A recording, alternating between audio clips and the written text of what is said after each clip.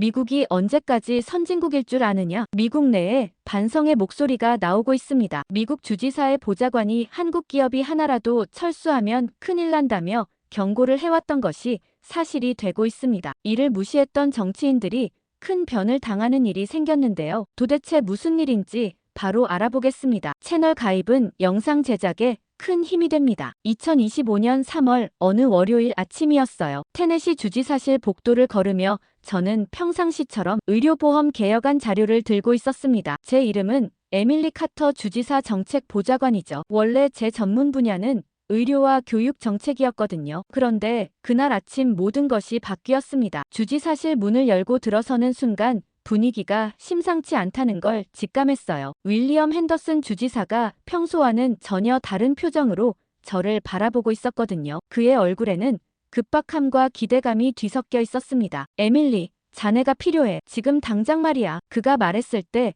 저는 순간 당황했어요. 무슨 일인지 감도 잡히지 않았거든요. 의료보험 개혁안에 문제라도 생긴 건가 싶었죠. 하지만 그가 꺼낸 이야기는 전혀 다른 것이었습니다. LG 배터리 공장 프로젝트 말이야. 자네도 알고 있지? 물론 알고 있었어요. 테네시주 역사상 최대 규모의 투자 유치였으니까요. 하지만 그건 경제개발팀이나 산업정책팀에서 담당하는 일이라고 생각했었죠. 제가 끼어들 분야가 아니라고 여겼거든요. 그런데 주지사의 다음 말에 저는 깜짝 놀랐습니다. 이제부터 자네가 이 프로젝트를 총괄해 모든 현장 상황을 직접 챙기고 보고해. 네. 하지만 주지사님, 저는 의료와 교육 정책 담당인데요. 그것도 잠시뿐이야. 다음 달이면 선거가 1년 앞으로 다가와. 이 공장이 제대로 돌아가지 않으면 우리는 끝장이라고. 그의 목소리에는 절박함이 묻어났어요. 저는 그제야 상황의 심각성을 깨달았습니다. 이건 단순한 산업 프로젝트가 아니었어요. 정치적 생명이 걸린 문제였던 거죠. 자네도 알잖아. 지난 대선에서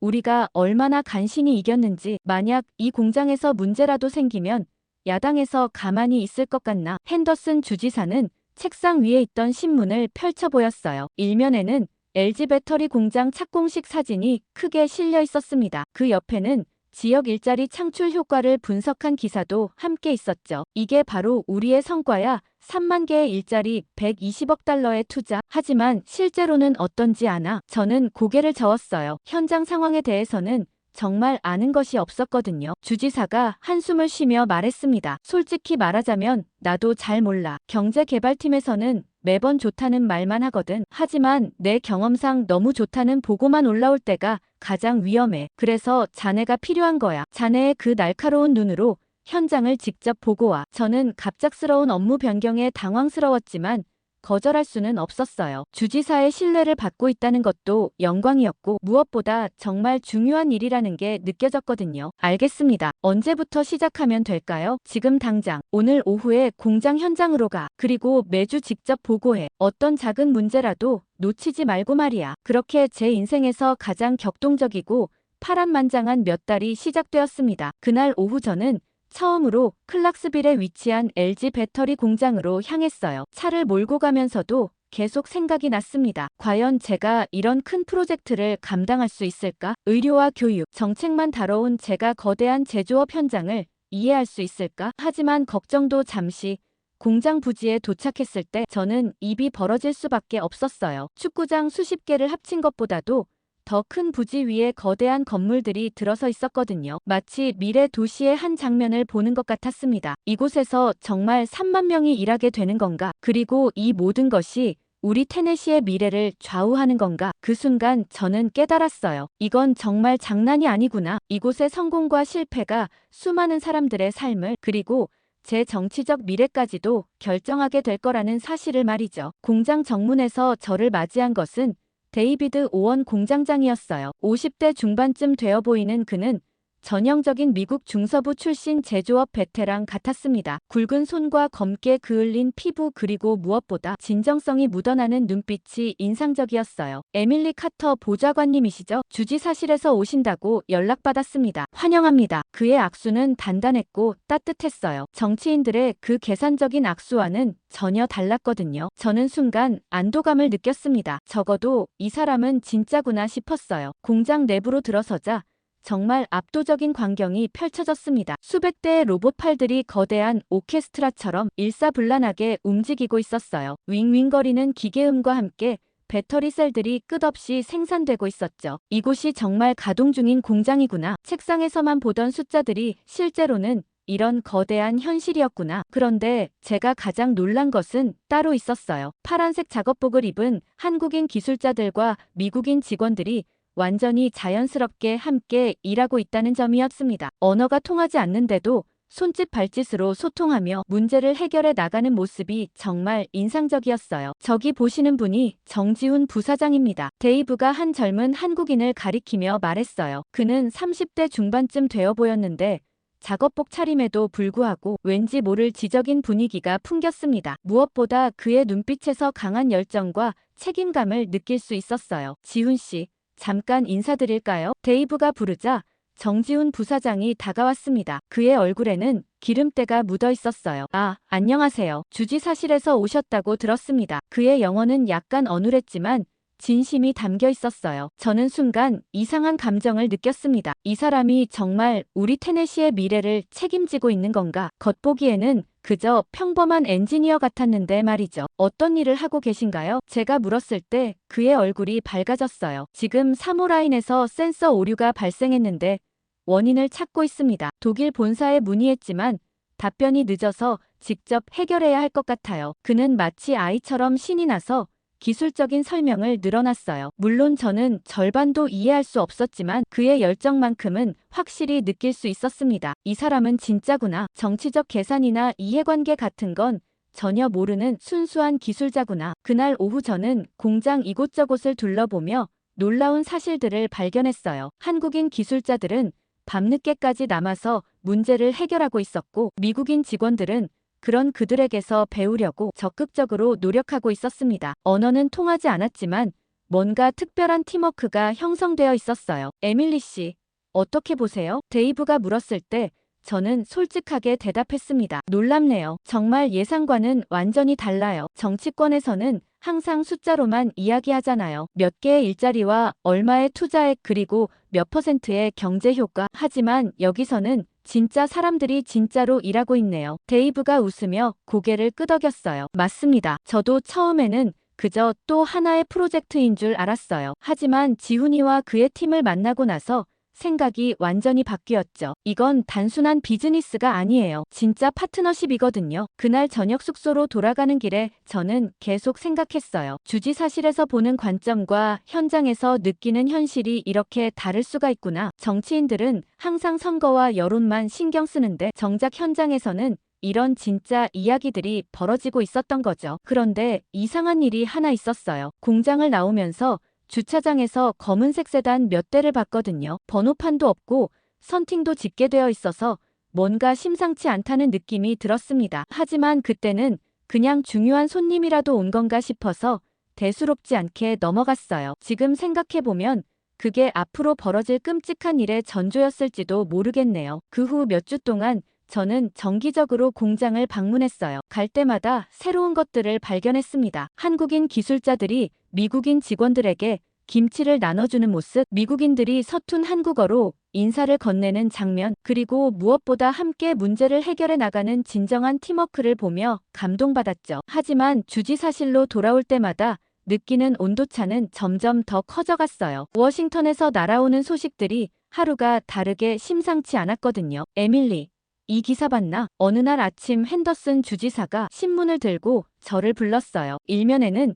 연방정부의 새로운 정책 방향에 대한 기사가 실려 있었습니다. 국내 우선 정책 강화, 외국인 기술자 비자 심사 엄격화 같은 내용들이었죠. 이거 우리한테 영향 없을까? 주지사의 목소리에는 불안감이 묻어났어요. 저도 같은 생각이었습니다. 하지만 당시에는 설마 했어요. LG 공장은 이미 모든 합법적 절차를 거쳐서 진행되고 있는 프로젝트였으니까요. 문제 없을 겁니다. 모든 서류도 완벽하고 절차도 합법적으로 진행되고 있어요. 하지만 마음 한구석에는 계속 불안감이 자리 잡고 있었어요. 정치라는 게 원래 예측 불가능한 영역이잖아요. 아무리 합법적이고 정당해도 정치적 바람이 바뀌면 어떻게 될지 모르는 거니까요. 며칠 후 더욱 구체적인 징조들이 나타나기 시작했어요. 주지사실 내부에서도 미묘한 변화가 감지되었거든요. 경제개발팀의 마이클 톰슨 팀장이 제게 넌지시 말을 꺼냈을 때였습니다. 에밀리, 요즘 한국인 기술자들이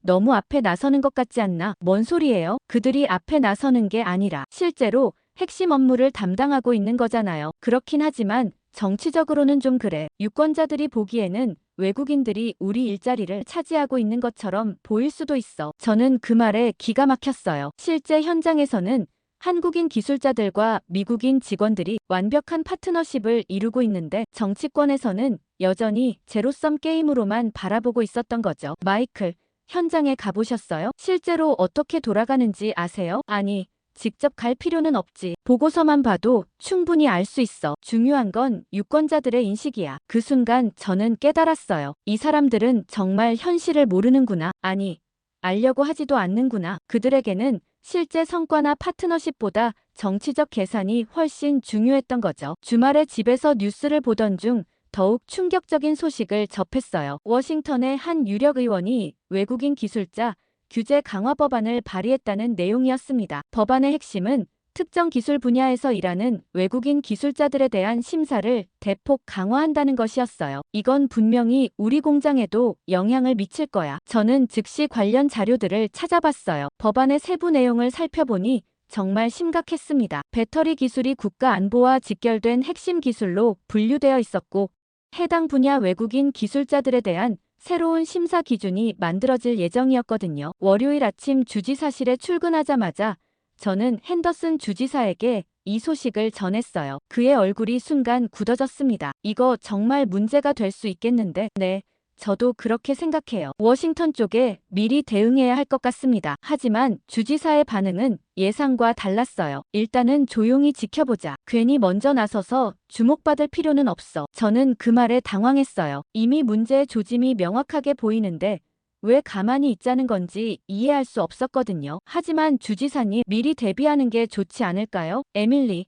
정치라는 게 그런 거야. 섣불리 움직였다가 오히려 문제를 키울 수도 있어. 일단은 상황을 지켜보면서 대응하는 게 현명해. 그렇게 우리는 아무것도 하지 않았어요. 하지만 상황은 계속 나빠져만 갔습니다. 며칠 후 지역신문에서 흥미로운 기사를 하나 발견했어요. 독자 투고란에 실린 글이었는데 한 지역 주민이 LG 공장에서 일하는 외국인들이 너무 많다며 불만을 토로하는 내용이었죠. 진짜 미국인 일자리는 얼마나 되는 건지 의문이라는 글이었어요. 이상했어요. 실제로는 한국인 기술자들 덕분에 더 많은 미국인 일자리가 창출되고 있었는데 왜 이런 인식이 퍼지는 걸까요? 저는 혹시 누군가 의도적으로 여론을 조작하고 있는 건 아닌지 의심스러웠어요. 그날 오후 공장을 방문했을 때 데이브에게 이런 분위기에 대해 물어봤습니다. 요즘 정치권 분위기가 좀 이상해요. 외국인 기술자들에 대한 시선이 예전 같지 않다는 느낌이 들어요. 데이브의 표정이 어두워졌어요. 사실 저도 느끼고 있어요. 지훈이도 요즘 많이 걱정하고 있거든요. 혹시 문제가 생기는 건 아닌지 말이에요. 그 순간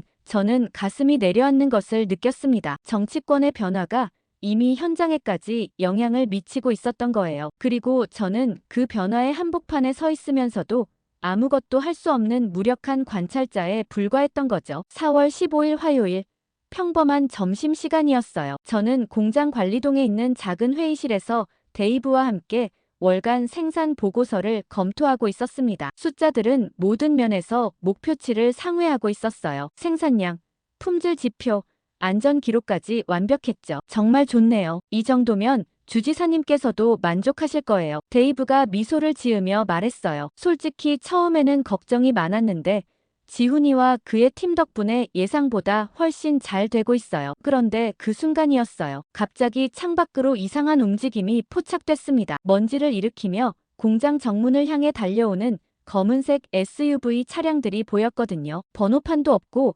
선팅도 짙게 되어 있어서 심상치 않다는 느낌이 들었어요. 저것들 뭐죠? 데이브도 창밖을 내다보며 고개를 갸우뚱했어요. 하지만 우리가 무언가 말하기도 전에 충격적인 일이 벌어졌습니다. 그 차량들이 육중한 차단기를 그대로 부수고 공장 안으로 들이닥친 거예요. 마치 액션 영화의 한 장면 같았어요. 현실감이 전혀 없었죠. 뭔가 잘못됐어. 데이브가 급하게 일어나며 말했어요. 저도 따라서 일어났는데 다리가 후들거렸어요. 이런 상황을 겪어본 적이 없었거든요. 차문들이 열리고 방탄조끼를 입고 무장한 남자들이 쏟아져 나왔습니다. 그들의 등에는 IC라는 글자가 선명하게 새겨져 있었어요. 이민단 속국이었죠. 저는 심장이 쿵 하고 내려앉는 것을 느꼈어요. 이민단 속국, 왜 여기에? 저는 급하게 데이브를 따라 복도로 나갔습니다. 이미 공장 내부는 아수라장이 되어 있었어요. 직원들의 비명소리와 요원들의 고함소리가 뒤섞여 귀를 때렸습니다. 모두 움직이지 마. 손을 머리 위로 올려. 그들의 목표는 명확했어요. 오직 파란색 작업복을 입은 한국인 기술자들 뿐이었습니다. 그들은 기술자들을 벽으로 거칠게 밀치고 손을 뒤로 꺾어 플라스틱 수갑을 채웠어요. 영문도 모른 채 저항하던 기술자 몇몇은 바닥에 그대로 내동댕이 쳐졌습니다. 이건 단속이 아니었어요. 폭력이었고 사냥이었죠. 저는 미친 사람처럼 소리치며 그들에게 달려갔어요. 잠깐요. 지금 무슨 짓을 하는 거예요? 이 사람들은 불법 체류자가 아니에요. 합법적인 취업 비자를 받고 온 엔지니어들이라고요. 제 앞을 가로막은 것은 팀장으로 보이는 거구의 요원이었어요. 그는 감정 없는 눈으로 저를 내려다보며 말했습니다. 에밀리 카터 주지사 보좌관 맞습니까? 당장 이 난동을 멈추십시오. 난동이요? 당신들이 지금 불법적인 폭력을 행사하고 있잖아요. 이들이 누구인지, 이 공장에서 얼마나 중요한 사람들인지 알고 하는 짓이에요. 내부 정보에 따른 연방정부의 합법적인 작전입니다. 당신은 이 작전에 협조해야 할 의무가 있습니다. 방해한다면 공무집행 방해죄로 당신부터 체포하겠습니다. 그의 손이 허리춤에 권총으로 향하는 것을 보고 저는 순간 얼어붙었어요. 공무집행 방해, 연방범죄. 제가 할 수 있는 것은 아무것도 없었습니다. 저는 그저 무력하게 모든 것을 지켜봐야만 했어요. 요원들은 기술자들을 한 명씩 끌어내기 시작했습니다. 겁에 질린 얼굴, 당혹감에 빠진 얼굴, 그리고 분노로 이글거리는 얼굴들. 평생을 기술 하나만 믿고 살아온 자부심 강한 엔지니어들이 한순간에 잠재적 범죄자로 전락하는 순간이었죠. 그리고 그때 저는 그를 보았습니다. 정지훈. 제가 지난 몇 주 동안 지켜보며 존경하게 된 그 젊은 기술자가 요원 2명에게 양팔을 붙들린 채 끌려 나오고 있었어요. 그는 저항하지 않았습니다. 그저 굳은 표정으로 앞만 보고 걸어오고 있었죠. 그러다 저와 눈이 마주쳤어요. 그의 눈빛을 저는 평생 잊을 수 없을 것 같아요. 그 안에는 놀라움도 두려움도 아니었어요. 깊고 깊은 실망감. 그리고 에밀리,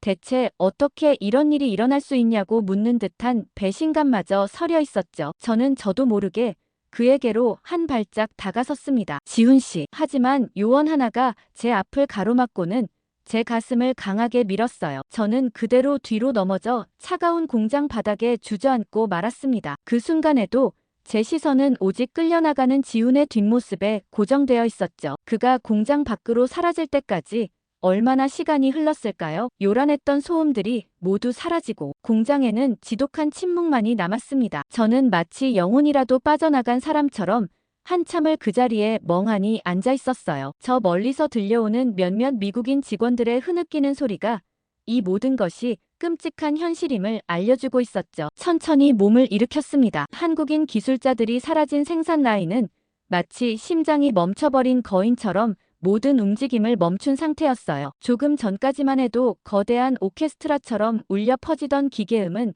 더 이상 들리지 않았습니다. 로봇 팔들은 허공에서 멈춘 채 미동도 하지 않았어요. 그 모습이 마치 존경하던 주인을 잃고 슬픔에 잠긴 동물들처럼 보였습니다. 데이브가 제게 다가왔어요. 그의 얼굴은 창백했고 눈에는 분노와 절망이 뒤섞여 있었습니다. 에밀리, 이게 대체 무슨 일이에요? 왜 아무도 우리에게 미리 알려주지 않았죠? 저는 아무 말도 할 수 없었어요. 저 역시 완전히 예상치 못한 일이었거든요. 주지사실에서도 전혀 모르고 있었다는 사실이 더욱 충격적이었죠. 모르겠어요. 저도 정말 아무것도 몰랐어요. 공장 내부를 걸어다니며 상황을 파악해봤습니다. 미국인 직원들은 넋이 나간 채로 서 있었어요. 어떤 사람은 눈물을 흘리고 있었고 어떤 사람은 분노로 주먹을 꽉 쥐고 있었습니다. 평소 함께 일하던 한국인 동료들이 범죄자 취급을 받으며 끌려나가는 모습을 본 충격이 얼마나 컸을지 충분히 짐작할 수 있었어요. 저기 사무라인 보세요. 한 미국인 기술자가 제게 말했어요. 어제까지만 해도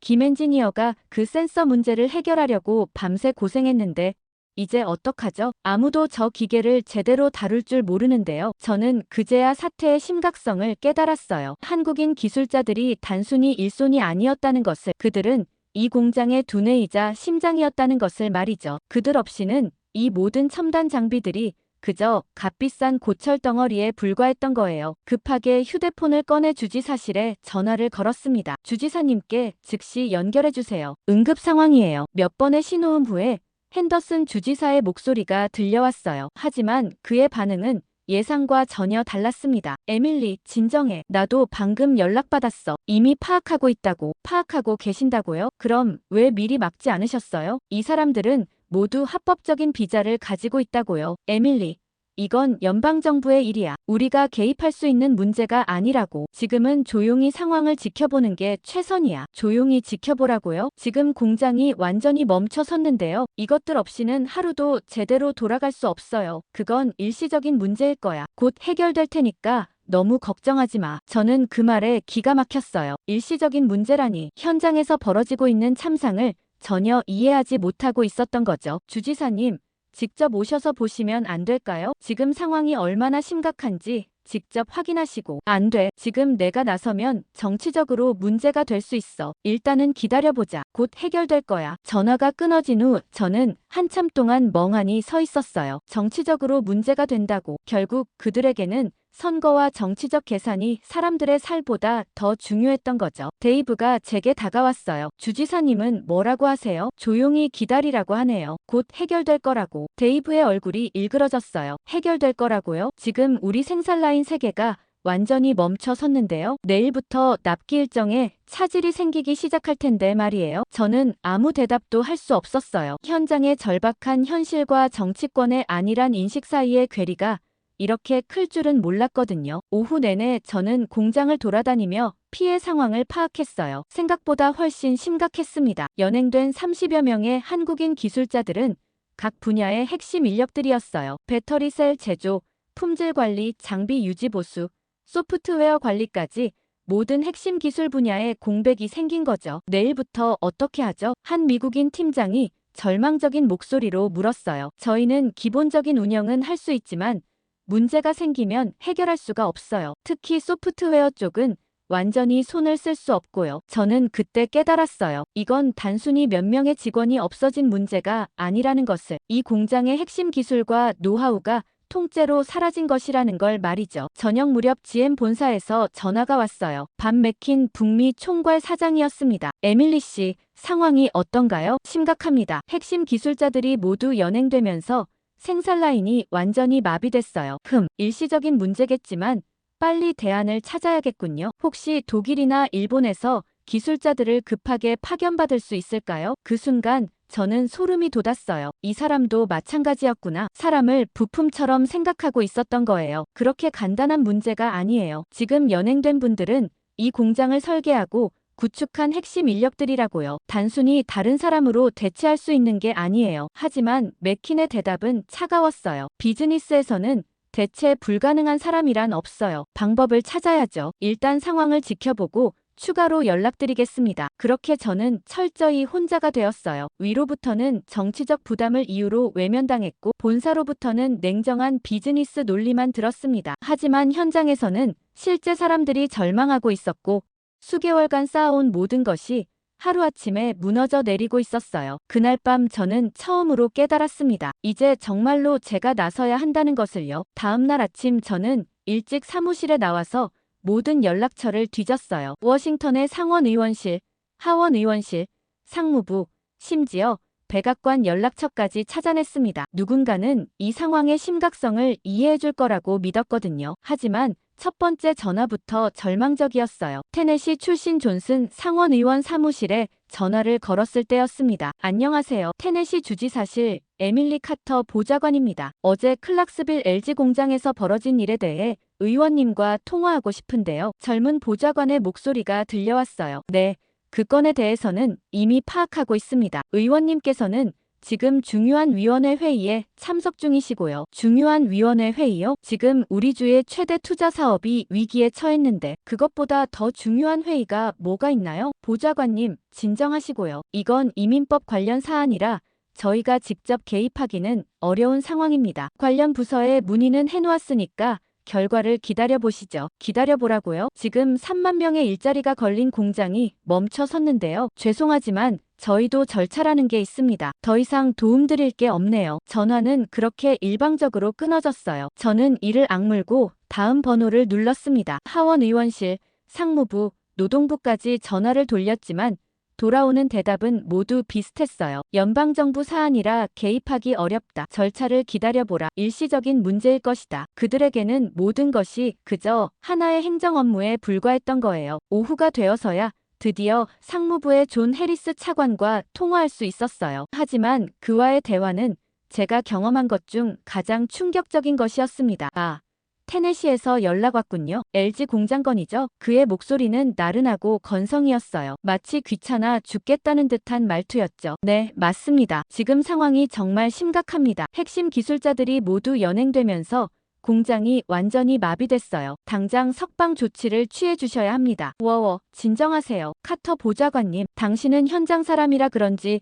좀 과격해지신 모양이군요. 보고받았습니다. 비자 문제로 조사받는 거라고요. 외교적으로 조용히 처리할 테니까 현장이나 잘 관리하세요. 과격하다고요? 차관님, 이건 단순한 비자 문제가 아니에요. 이 사람들은 모두 합법적인 절차를 거쳐온 전문 기술자들이라고요. 하루아침에 범죄자, 취급을 받을 이유가 전혀 없어요. 그 순간 해리스가 제 말을 비웃으며 끊었어요. 그의 목소리에는 노골적인 조소가 담겨 있었어요. 보좌관님은 너무 감정적이시군요. 세상에 대체 불가능한 기술자란 없어요. 한국 사람들이 없으면 다른 나라 사람들을 데려오면 되고, 그것도 안 되면 우리 미국 기술자들을 교육시키면 될 일이죠. 그 말을 듣는 순간 저는 온몸에 소름이 돋았어요. 이 사람은 아무것도 모르는구나. 아니, 알려고 하지도 않는구나. 차관님, 당신은 지금 끔찍한 실수를 하고 있는 겁니다. 이건 기술의 문제가 아니라 신뢰의 문제예요. 파트너에 대한 존중의 문제라고요. 존중? 카터 보좌관님, 일개 기술자들, 자존심 문제로 동맹이 흔들리기라도 한단 말이에요. 보좌관은 보좌관 일이나 신경 쓰세요. 정책은 우리가 알아서 할 테니까요. 그는 그 말을 끝으로 전화를 끊어버렸습니다. 저는 한동안 수화기를 든 채 그 자리에 못 박힌 듯 서 있었어요. 거대한 벽, 절대로 넘을 수 없을 것 같은 차갑고 두꺼운 벽이 제 앞을 가로막고 있는 기분이었습니다. 그 벽의 이름은 바로 오만함이었죠. 저녁이 되어서 공장에 다시 갔어요. 데이브는 하루 종일 독일 본사와 통화하느라 지쳐 있었습니다. 본사에서는 뭐라고 해요? 똑같아요. 일시적인 문제라고. 곧 해결될 거라고. 하지만 현실은 전혀 다르죠. 오늘 하루 만에 벌써 3건의 설비 오류가 발생했는데 아무도 해결할 수가 없어요. 그가 저에게 생산 현황 보고서를 보여줬어요. 어제까지만 해도 100%였던 가동률이 오늘은 30%로 떨어져 있었습니다. 내일은 더 심각해질 거예요. 주요 설비들의 정기 점검 스케줄이 잡혀 있는데 한국 기술자들 없이는 불가능해요. 데이브의 목소리에는 절망감이 묻어났어요. 에밀리, 솔직히 말해서 이 상태로는 일주일도 버티기 힘들 것 같아요. 그러면 어떻게 되는 거죠? 공장을 폐쇄해야 할 수도 있어요. 적어도 한국 기술자들이 돌아올 때까지는요. 그런데 그들이 언제 돌아올지, 아니 정말 돌아올지조차 확실하지 않잖아요. 그날 밤 집에 돌아와서 TV를 켰어요. 뉴스에서는 클락스빌 공장에 대한 이야기가 나오고 있었습니다. 하지만 그들이 전하는 이야기는 제가 목격한 현실과는 전혀 달랐어요. 어떤 뉴스에서는 불법 취업 외국인 노동자 대거 적발이라는 자극적인 제목을 달았고, 다른 뉴스에서는 한미 간의 미묘한 외교적 갈등이라며 본질을 흐리고 있었죠. 진실을 말하는 곳은 어디에도 없었어요. 저는 그때 결심했습니다. 아무도 진실을 말하지 않는다면 제가 말해야겠다고. 정치적 위험이 따를 수도 있지만 이대로 침묵하고 있을 수는 없었어요. 휴대폰을 들고 인터넷에서 탐사보도로 유명한 기자의 연락처를 찾았습니다. 마이클 톰슨, 워싱턴 포스트의 베테랑 기자였어요. 떨리는 손으로 번호를 눌렀어요. 여보세요, 톰슨 기자님이십니까? 제보할 것이 있습니다. 아주 중요한 이야기가 될 거예요. 톰슨 기자는 생각보다 신중했어요. 제가 LG 공장 사건에 대해 제보하겠다고 말했을 때 그는 여러 가지 질문을 던졌습니다. 신분을 확인하고 제보 동기를 묻고 증거 자료가 있는지 확인했죠. 카터 보좌관님, 이건 정말 민감한 사안입니다. 혹시 정치적 목적이 있으신 건 아니죠? 아니에요. 저는 그저 진실을 알리고 싶을 뿐이에요. 지금 언론에 나오는 내용들은 모두 왜곡되어 있어요. 실제로 무슨 일이 벌어졌는지, 그 사람들이 어떤 사람들인지 아무도 제대로 보도하지 않고 있거든요. 그렇다면 내부 문서나 증거 자료를 제공해 주실 수 있나요? 물론입니다. 공장 가동 현황, 기술자들의 비자, 서류, 그리고 제가 직접 목격한 체포 과정까지 모든 걸 말씀드릴 수 있어요. 다음 날 저는 신중하게 자료들을 준비했어요. 개인정보가 담긴 부분은 제외하고 공개해도 문제없는 범위 내에서 최대한 많은 정보를 모았습니다. 공장 생산 현황 보고서, 기술자들의 업무 분담표, 그리고 무엇보다 그들이 얼마나 중요한 역할을 하고 있었는지 보여주는 기술 문서들이었죠. 하지만 자료를 정리하면서도 계속 불안했어요. 이게 정말 옳은 일일까? 혹시 제가 너무 성급한 판단을 하는 건 아닐까? 그런데 그 순간 데이브로부터 전화가 왔어요. 에밀리, 큰일 났어요. 오늘 오전에 2호 라인 주요 설비에서 심각한 오류가 발생했는데 아무도 해결할 수가 없어요. 독일 본사에 원격 지원을 요청했지만 시차 때문에 내일 오후나 되어야 답을 받을 수 있대요. 그럼 그동안 라인이 계속 멈춰 있어야 한다는 거네요. 맞아요. 하루 손실만 수십만 달러예요. 이런 식으로는 정말 일주일도 못 버틸 것 같아요. 그 전화를 받고 나서 저는 더 이상 망설일 수 없었어요. 누군가 나서서 진실을 말해야 했고 그 일을 할 사람은 저밖에 없었거든요. 톰슨 기자와 만나기로 한 카페는 시내에서 조금 떨어진 조용한 곳이었어요. 저는 일부러 평상시와 다른 옷을 입고 선글라스까지 썼습니다. 혹시라도 누군가 알아볼까 봐서였죠. 톰슨 기자는 40대 중반의 날카로워 보이는 남성이었어요. 오랜 경험이 묻어나는 예리한 눈빛이 인상적이었습니다. 자료 가져오셨나요? 저는 준비해온 파일을 건넸어요. 그는 꼼꼼히 살펴보더니 고개를 끄덕였습니다. 이거면 충분하네요. 하지만 가장 중요한 건 당신의 증언이에요. 직접 목격한 내용을 자세히 말씀해 주시겠어요? 저는 그날의 모든 것을 생생하게 이야기했어요. 검은 SUV들이 공장으로 들이닥친 순간부터 한국인 기술자들이 범죄자 취급을 받으며 끌려나가는 장면까지, 그리고 그 후 공장이 완전히 마비된 상황까지 빠짐없이 말했습니다. 정말 충격적인 이야기네요. 그런데 정부 관계자들의 반응은 어땠나요? 저는 해리스 차관과의 통화 내용도 자세히 전했어요. 그의 오만한 태도와 대체 불가능한 기술자는 없다는 발언까지 모든 것을 말이죠. 톰슨 기자의 표정이 점점 심각해졌어요. 이건 정말 큰 문제네요. 단순한 행정 실수가 아니라 구조적인 문제인 것 같은데요. 네, 저도 그렇게 생각해요. 이건 개별 공무원의 실수가 아니라 시스템 전체의 오만한 문제예요. 인터뷰는 2시간 넘게 진행되었어요. 톰슨 기자는 모든 디테일을 확인했고 추가 취재가 필요한 부분들을 정리했습니다. 마지막에 그가 물었어요. 카터 보좌관님, 이 기사가 나가면 당신에게도 상당한 정치적 타격이 있을 텐데요. 정말 괜찮으신가요? 저는 잠시 생각해봤어요. 정말 괜찮을까? 주지사실에서 쫓겨날 수도 있고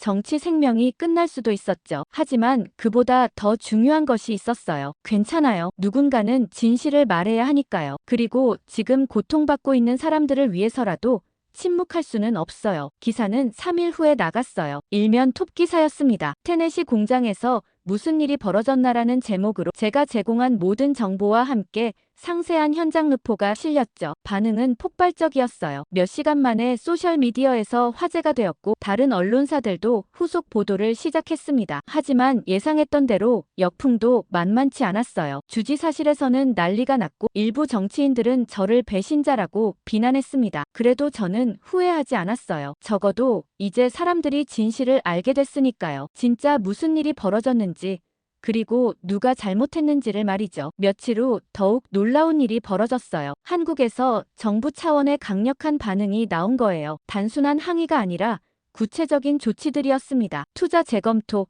대체 투자처 물색, 그리고 가장 충격적이었던 것은 캐나다와의 새로운 공장 건설 협상 착수 발표였어요. 저는 그 뉴스를 보며 복잡한 감정을 느꼈어요. 한편으로는 한국 정부의 단호한 대응이 후련했지만 다른 한편으로는 사태가 너무 커진 게 아닌가 하는 걱정도 들었거든요. 하지만 돌이킬 수는 없었어요. 이미 물은 엎질러진 상태였고 이제는 어떻게 수습할지가 문제였습니다. 4월 22일 화요일 오전 저는 평상시처럼 주지사실에서 업무를 보고 있었어요. 제 기사가 나간 후 며칠간은 상당히 조용했습니다. 주지사님은 저에게 따로 뭐라고 하지 않으셨고 동료들도 어색한 분위기 속에서나마 평상시와 비슷하게 지냈거든요. 어쩌면 사태가 조용히 마무리되는 건 아닌가 싶었어요. 하지만 그 평온은 오래가지 않았습니다. 오전 10시 30분쯤이었을까요? 갑자기 주지사실 전체가 소란스러워졌어요. 직원들이 휴대폰을 들여다보며 웅성거리기 시작했고 누군가는 급하게 TV를 켰습니다. 화면에는 속보라는 붉은 글자가 번쩍이고 있었어요. 시청자 여러분께 긴급 뉴스를 전해드립니다. 조금 전 대한민국 정부가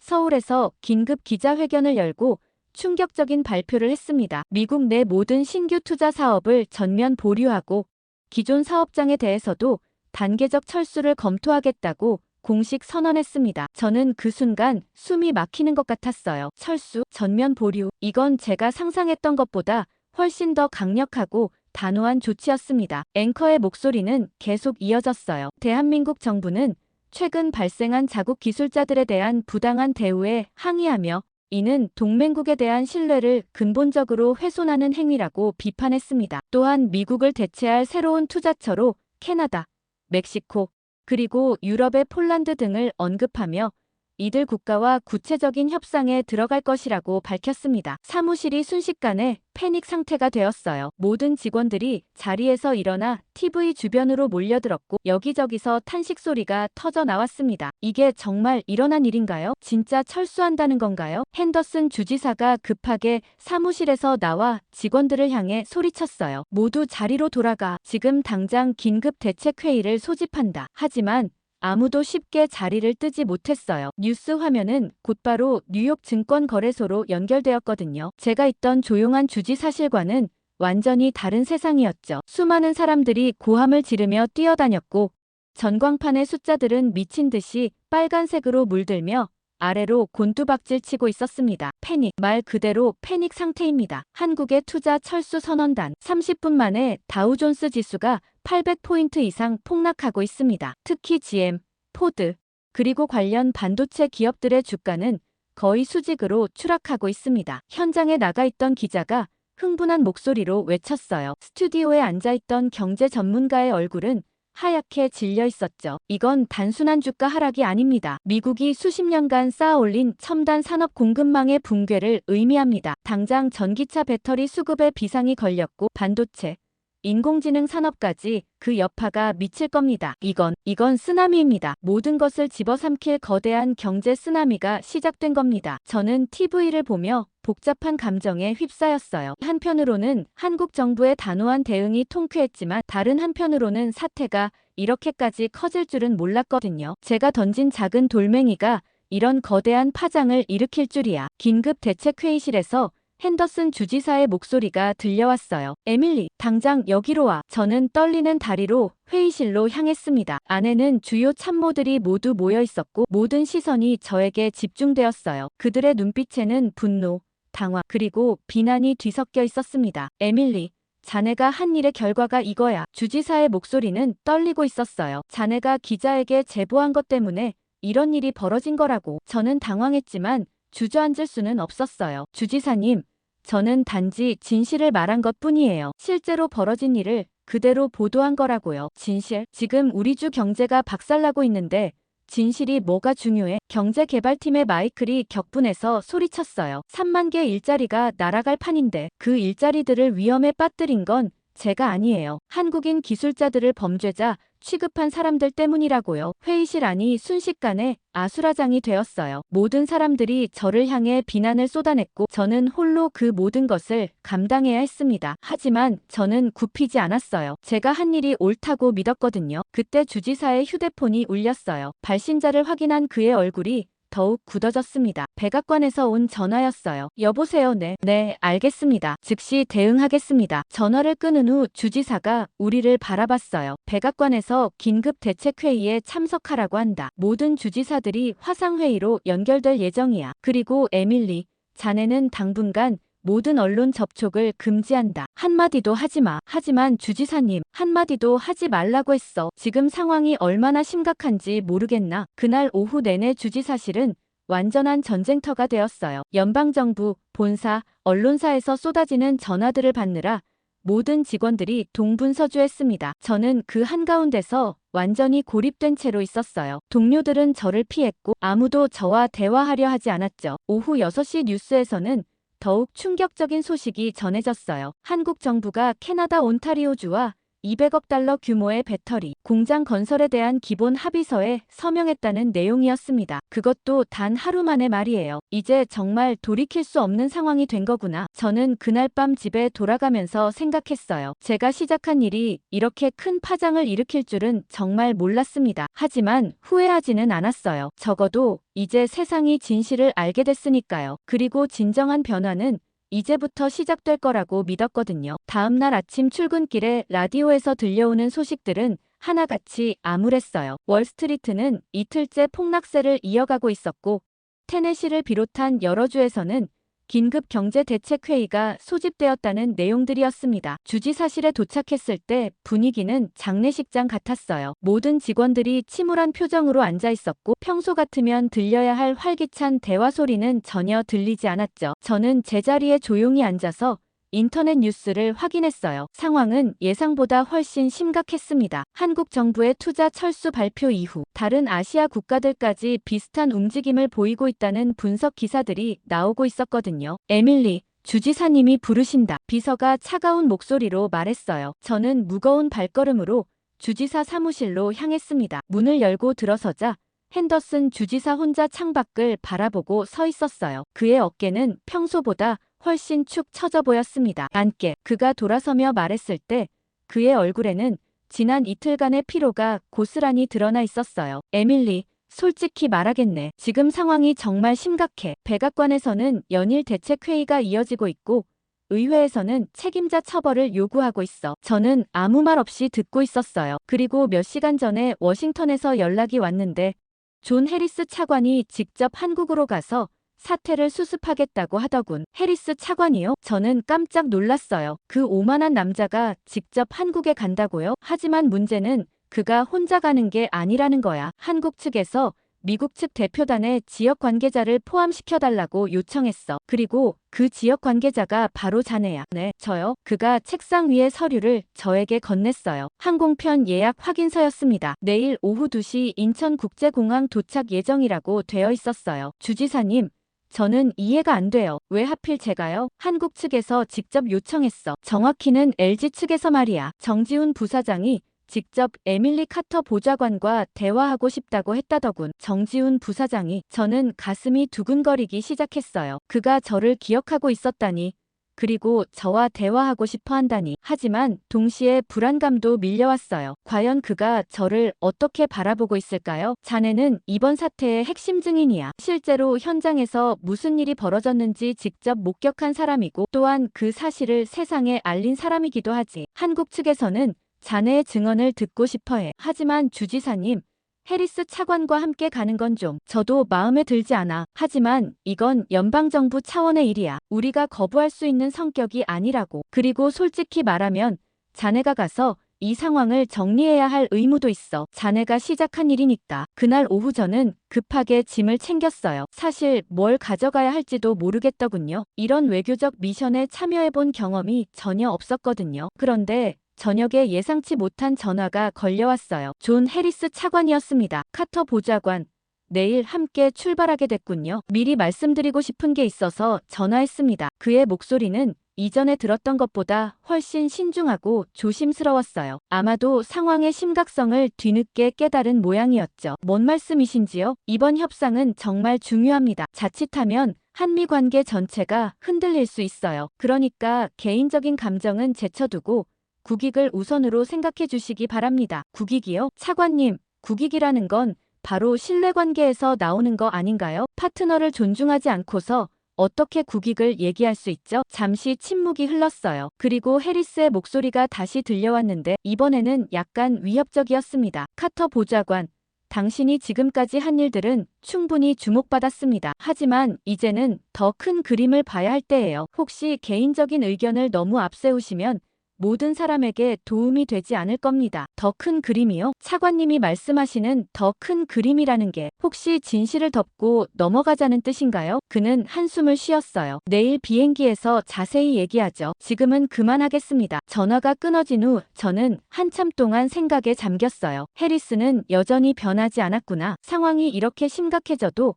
자신의 오만함을 인정하려 하지 않고 있었던 거죠. 내일 한국에서 그와 함께 협상 테이블에 앉아야 한다는 사실이 벌써부터 부담스러웠어요. 하지만 동시에 기대감도 있었습니다. 드디어 정지훈 부사장을 다시 만날 수 있다는 것, 그리고 제가 진실을 알린 것에 대해 직접 사과할 수 있다는 것이었죠. 그날 밤 저는 거의 잠을 이루지 못했어요. 내일부터 시작될 긴 여정에 대한 불안감과 기대감이 뒤섞여 마음이 복잡했거든요. 하지만 한 가지는 확실했어요. 어떤 압박이 와도 어떤 위협이 와도 제가 봤던 진실만큼은 절대 굽히지 않겠다는 결심이었죠. 인천공항행 비행기 안에서 해리스 차관과 나란히 앉아있는 것은 정말 고문 같았어요. 14시간의 긴 비행 동안 그는 계속해서 저에게 협상 전략에 대해 설명했습니다. 하지만 그의 전략이라는 것은 여전히 옛날 방식이었어요. 경제적 논리로 상대를 압박하고 동맹관계를 내세워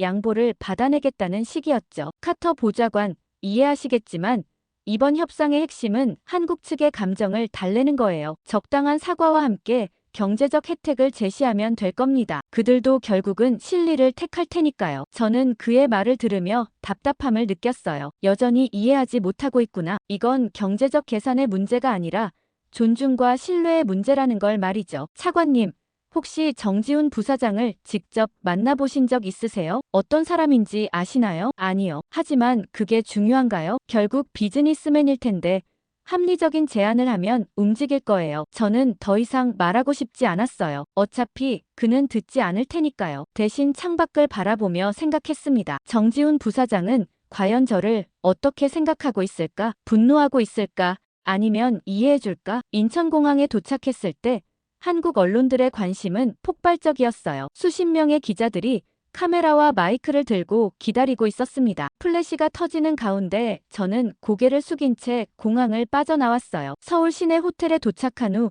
저는 혼자만의 시간을 가졌습니다. 내일 정지훈 부사장을 만난다는 생각에 긴장되고 떨렸어요. 무엇보다 제가 한 일에 대해 어떻게 설명해야 할지 고민이 많았죠. 다음 날 아침 협상 장소인 LG 본사에 도착했을 때 해리스 차관은 평소와 다름없이 자신감 넘치는 모습이었어요. 반면 저는 속으로 계속 불안했습니다. 회의실에 들어서자 한국 측 대표단이 이미 자리에 앉아 있었어요. 그리고 그 중앙에 정지훈 부사장이 있었습니다. 몇 주 만에 다시 본 그의 모습은 많이 달라져 있었어요. 더 날카로워 보였고 눈빛에는 강한 의지가 서려 있었습니다. 해리스 차관이 먼저 입을 열었어요. 정지훈 부사장님, 그리고 한국의 신사숙녀 여러분, 이런 불미스러운 일로 다시 만나게 되어 유감입니다. 하지만 언제까지 감정적으로만 대응할 수는 없지 않겠습니까? 우리 사이에는 더 중요한 비즈니스가 있으니까요. 저는 그의 말을 들으며 소름이 돋았어요. 여전히 변하지 않았구나. 여전히 상대방의 아픔을 이해하려 하지 않고 있었던 거죠. 해리스는 서류 가방에서 자료들을 꺼내며 말을 이었어요. 자, 보십시오. LG가 투자를 철회할 경우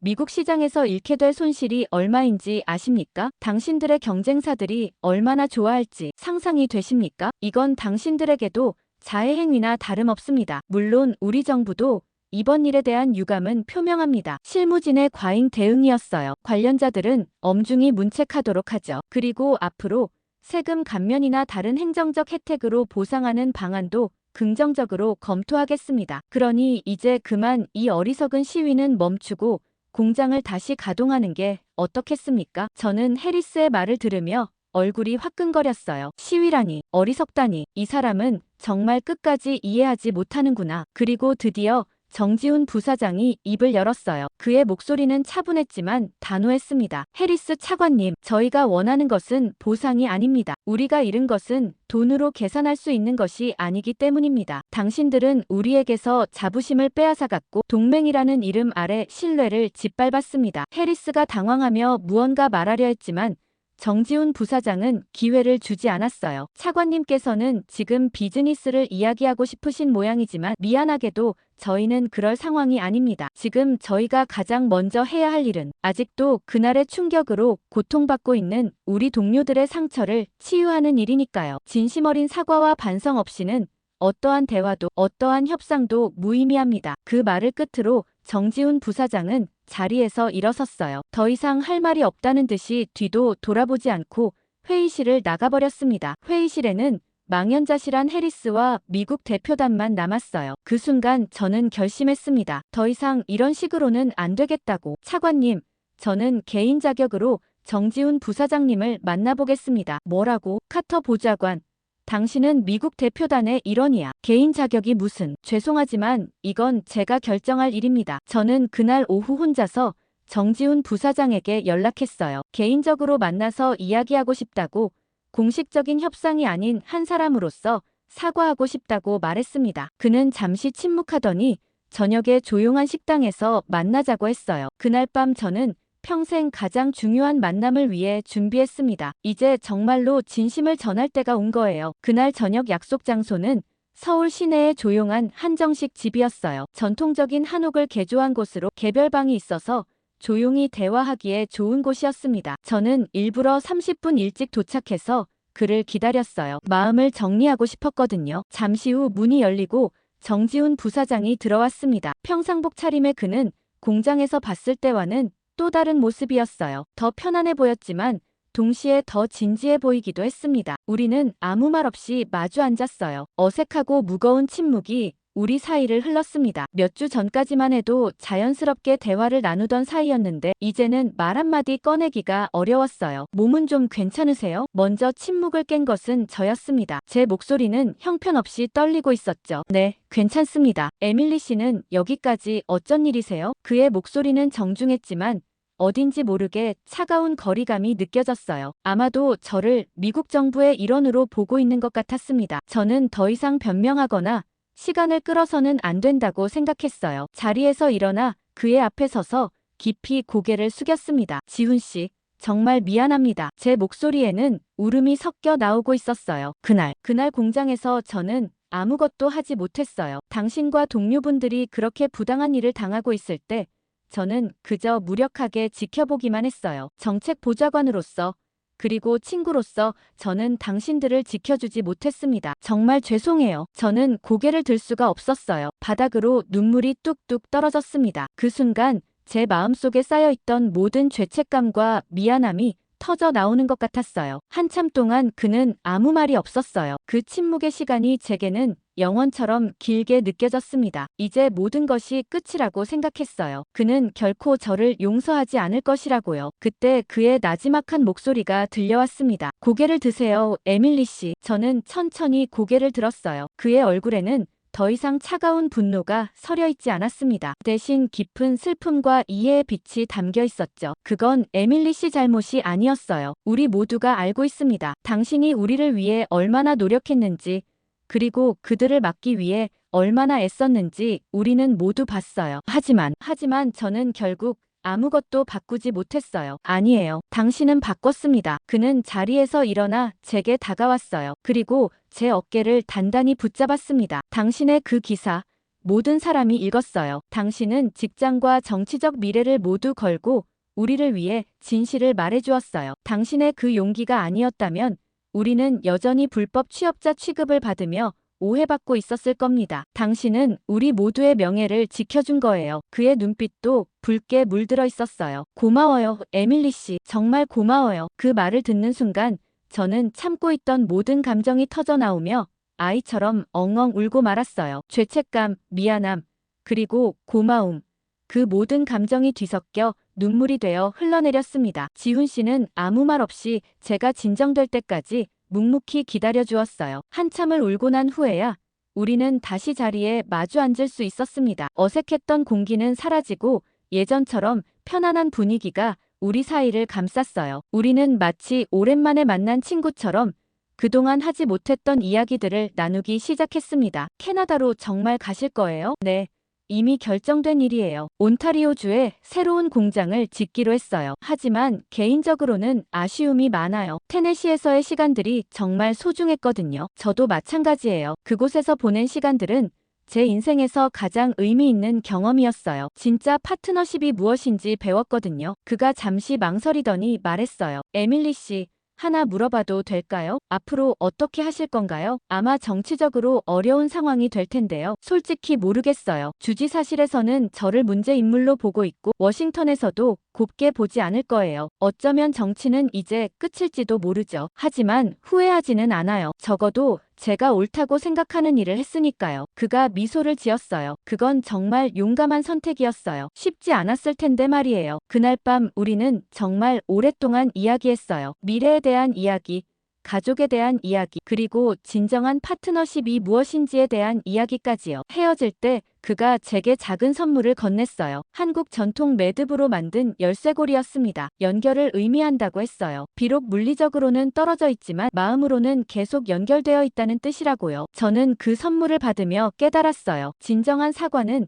100마디 변명이나 값비싼 보상이 아니라는 것을요. 그저 상대의 아픔을 진심으로 이해하고 자신의 잘못을 있는 그대로 인정하며 낮아지는 용기라는 것을 말이에요. 저의 이 작은 사과가 앞으로의 거대한 사태를 해결할 수는 없을지도 모르겠어요. 하지만 상관없었어요. 저는 적어도 제 친구의 마음을 얻었으니까요. 그리고 그것이야말로 이 길고 어두운 터널 속에서 제가 발견한 가장 밝고 따뜻한 한 줄기 빛이었습니다. 서울에서의 만남을 마치고 미국으로 돌아오는 비행기 안에서 저는 많은 생각에 잠겼어요. 워싱턴에 도착했을 때 공항은 기자들로 북적였어요. 하지만 이번에는 제가 아닌 해리스 차관을 향한 관심이었습니다. 협상 결과에 대한 질문들이 쏟아졌지만 그는 무표정한 얼굴로 추가 협의가 필요하다는 말만 반복했어요. 테네시로 돌아온 저를 기다리고 있던 것은 예상했던 냉대였어요. 주지사실 분위기는 장례식장처럼 침울했고 동료들은 저를 보는 눈빛이 차가웠습니다. 에밀리, 사무실로 와. 핸더슨 주지사의 목소리에는